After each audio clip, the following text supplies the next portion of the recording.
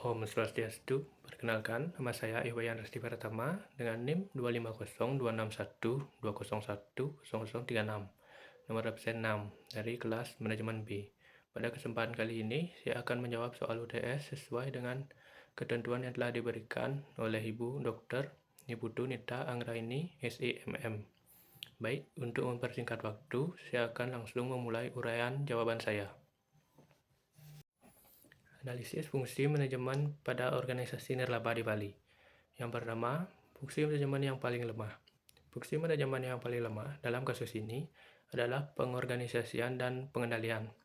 Meskipun kedua organisasi sudah menyusun rencana kegiatan dengan baik, pelaksanaannya sering tertunda dan koordinasi antara anggota tidak berjalan lancar. Hal ini menunjukkan bahwa pembagian tugas, struktur kerja, dan alur komunikasi belum diatur secara efektif. Dalam fungsi pengorganisasian, pemimpin seharusnya memastikan setiap relawan memahami peran, tanggung jawab, serta hubungan kerja mereka dalam mencapai tujuan organisasi. Sementara itu, fungsi pengendalian menuntut adanya sistem pemantauan dan evaluasi untuk memastikan rencana berjalan sesuai target. Ketiadaan dua fungsi ini menyebabkan kegiatan tidak efisien dan semangat relawan menurun.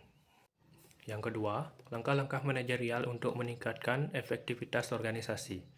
Untuk memperbaiki efektivitas organisasi, langkah-langkah manajerial yang dapat dilakukan antara lain memperjelas struktur organisasi agar setiap anggota mengetahui tugas dan tanggung jawabnya. Pemimpin perlu menetapkan jadwal dan target kegiatan yang realistis serta melakukan rapat rutin untuk mengevaluasi kemajuan dan menemukan solusi atas hambatan. Komunikasi internal harus diperkuat, misalnya dengan menggunakan platform digital agar informasi dapat disampaikan dengan cepat dan akurat. Selain itu, pemberian apresiasi dan umpan balik positif kepada relawan akan meningkatkan motivasi dan rasa memiliki terhadap organisasi. Dengan langkah-langkah ini, koordinasi menjadi lebih baik dan kegiatan dapat berjalan sesuai rencana. Dan yang ketiga, kaitkan dengan teori fungsi manajemen Henry Fayol. Menurut teori fungsi manajemen Henry Fayol, terdapat 5 fungsi utama, yaitu yang pertama, perencanaan atau planning. Yang kedua, pengorganisasian atau organizing. Yang ketiga, pengarahan atau commanding. Dan yang keempat, koordinasi atau coordinating. Dan yang kelima, pengendalian atau controlling. Dalam kasus organisasi nirlaba di Bali, fungsi perencanaan sudah dilakukan dengan baik karena kegiatan telah dirancang sebelumnya. Selanjutnya, jawaban untuk soal nomor 2. Analisis fungsi manajemen pada Yayasan Pendidikan Harapan Bali. Yang pertama, penerapan 4 fungsi manajemen. Yayasan Pendidikan Harapan Bali menerapkan keempat fungsi manajemen secara umum. Yang pertama, planning atau perencanaan, dilakukan dengan menyusun program, guru, dan kegiatan sosial. Yang kedua, organizing atau pengorganisasian, tampak melalui pembagian tugas antara kepala sekolah, guru, dan staf administrasi. Yang ketiga, aquating atau pengerakan, diwujudkan lewat motivasi dan arahan langsung dari pemimpin agar kegiatan berjalan sesuai target. Yang keempat, controlling atau pengendalian, dilakukan dengan rapat evaluasi bulanan untuk menilai hasil kegiatan dan kinerja guru.